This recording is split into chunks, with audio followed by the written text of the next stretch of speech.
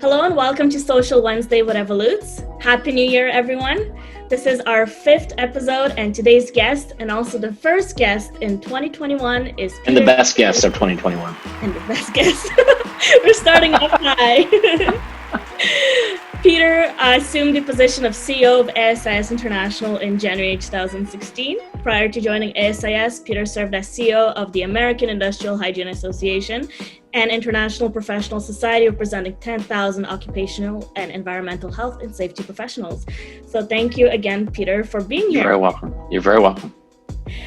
So Social Wednesday is a series where guests play a game of 12 questions and have less than 10 seconds to answer. Peter has not seen the questions before, and this is not rehearsed. No, he has not, and no, it is not. They're about to see. All right, drum roll. So, question 1. Your top 3 New Year's resolutions. Take better care of myself, read more books, and spend more time at my second house. Okay. What drives you today? What drives me today? So many different things. You know, what drives me professionally is the staff team I have the chance to work with, and the volunteer team that we have the opportunity to work with, to partner with, to advance the profession.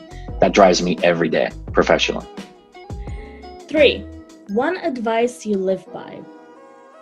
Treat others the way you want to be treated. My mother always said, do unto others. She was a little more spiritual than I maybe am, but you treat others the way you want to be treated. Otherwise, you get what you give. Karma's a... Yes. You might edit that part out, I don't know. But I'm good with it if you don't. 4. Proudest ASIS moment or event. Proudest ASIS moment. Our launch of the new certification or new APP probably stands out. From a certification perspective, I think our ability to get that to market with your help and the help of a lot of your peers, I think was probably a crowning achievement of this organization in the last 5 years. Shout out to everyone. Shout out. Took a lot of volunteers, but there were about 110 of you all in at different times. Maybe even a few more. I could be corrected on the number. But Gail Rosnick, our director of certification, and her whole team, certainly, used Susanna and the volunteers that we needed to get that done. And we got it done in relative record time. I mean, to stand up a bona fide certification, a real, truly, appropriately, psychometrically sound type of program is daunting, and we did it in a record time. Really proud of the team. And I would like to thank also the team for giving me the opportunity to be part of it. So. Absolutely. So, number 5, what is one thing you wish people knew about you? What is the one thing I wish people knew about me? That I'm an open book, so I don't know what people don't know about me. I think sometimes people, what's the one thing? God, that might be my stumper in 10 seconds. I would say that I am kinder than what some people might sometimes think I am. I'm going to go with that. Have like that bulldog face? I don't know. I think some people... But you're actually a teddy bear? I wouldn't go as far as teddy bear. I said I'm kinder than what some people think I am. Don't give me too much credit. I would not go that far. But I appreciate the intention. There's that middle ground. There's a middle ground, Question 6.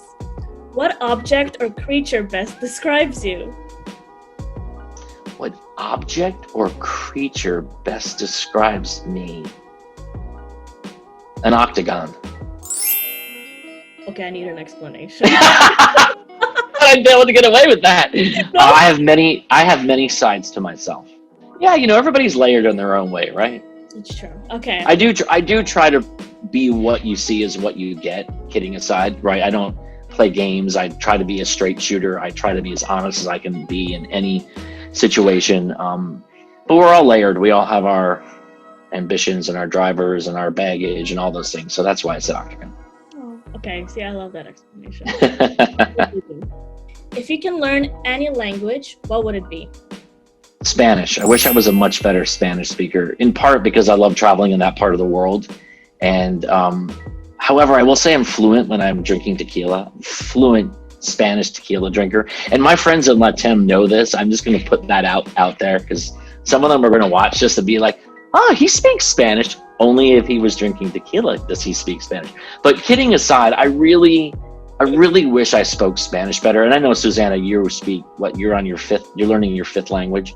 So I think that's a skill, and I admire that trait in people, that ability. I think it's a real talent to be able to do it. I've never had it.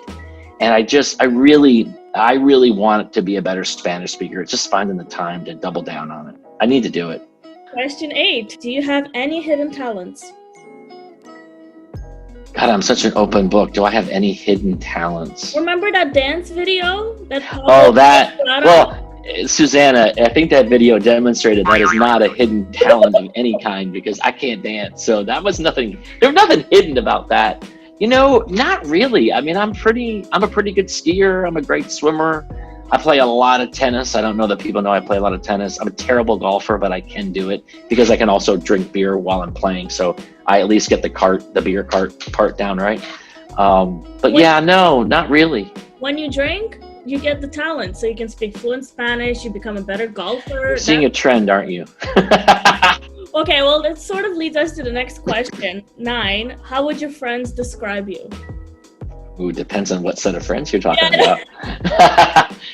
So my personal friends would describe me as affable. Often would describe me as life of the party. I think they would describe me as considerate. And they would describe me as unfailingly honest, maybe even blunt. That's good. Yeah. Well, there are worse things too. I'm sure I've been called other things too, but we'll stick to those. Yeah, let's stick to those. What was your first job? I was a lifeguard. I was a lifeguard and a water safety instructor since the time that I was 15. 11. If you could give one piece of advice to a young professional, what would it be? Just one piece of advice. Work hard and play fair. Yeah, I think there's this notion in every profession, including my own in association management. So it does not know, this isn't about security management. It's not about engineering. It's not about occupational health and safety. I'll tell you, I have a secret little thing I've done for over 20 years now when we hire people. And that is that before the position can be hired, I want to know what the receptionist at the front desk experienced. And you'd be really surprised at how are treated by people. And that goes, in my opinion, to character and consistency and how you're really going to act, right, in a professional setting. And last but not least, are you an introvert or an extrovert? And I think good Lord, do you really have to ask that question? Yeah, high five, me too. I'm working really hard at being an introvert, but damn it, I am failing miserably. So thank you so much for playing. You're very welcome. The game I can't wait to see if I got everything in the 10 seconds. I think I got everything except maybe one. I don't know. We'll see. I'll have to watch it and find out. Before we do end the episode, what would you like to wish ASIS members for the new year? And why should security professionals join the organization? Well, I certainly wish happiness and certainly good health and prosperity, whatever that means, in whatever part of the world we all live in. Obviously, 2020 was a relatively difficult and trying year on so many fronts that we all know. So I do hope for our members that 2021 brings peace. And I mean that in the broadest sense of the term it can mean for people, and certainly health and well-being. Why join any organization, not just ASIS? I think you join because you want to improve yourself first and foremost. I think you join because you want to be able to network and with your peers. That's would be my opinion globally. And I think the value in learning, continuous self-improvement, continuous organizational or department improvement of wherever you may be working at the time. An organization like ASIS helps you advance both yourself professionally, personally. So yeah, that would be my challenge to folks. Thank you so much for sharing that, Peter. Thank you. Yeah, thank you. Well, this concludes episode 5 of Social Wednesday with Evolutz. Stay tuned for the next episode. And in the meantime, if you have any questions that you'd like to ask our next guest or even recommend a guest for the series, comment below. And thanks again for watching, and see you in 2 weeks. All right, that wasn't so hard. Right? You got that one though.